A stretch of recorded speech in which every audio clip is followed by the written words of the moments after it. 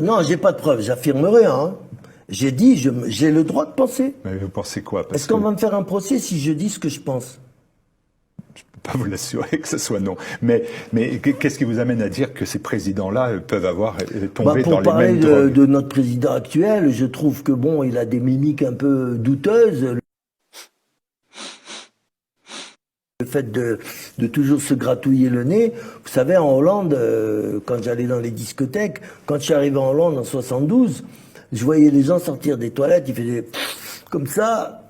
C'était le signe, allez, cabalistique, on va dire, du trafic, du consommateur. Et voilà. Mais c'est pas grave, puisque vous dites dans votre bouquin que la cocaïne c'est moins grave que le tabac ou l'alcool. On est d'accord. Vous êtes ravis.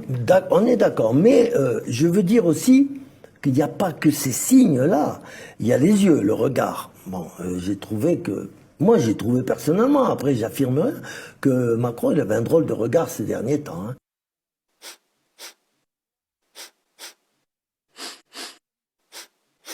Et puis son comportement, hautain et tout. Moi, je dis, ça laisse présager, voilà.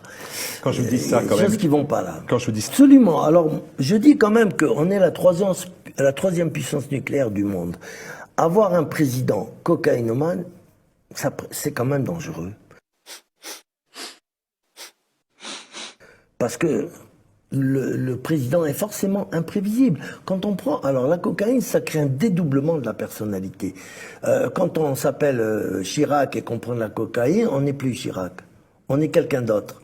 Et pas forcément quelqu'un de bien. Et donc, le mec qui peut appuyer sur le bouton nucléaire ou alors ordonner une guerre, vous savez qu'un président, il a quand même pas mal de prérogatives dans ce domaine. Et moi, je trouve, et puis même après, le comportement avec le peuple. Vous voyez ce qui se passe en ce moment avec les gilets jaunes. C'est normal, ça, c'est pas normal. Qu'un président dise blablabla. Ça, c'est le comportement. C'est de la poudre de perlimpin.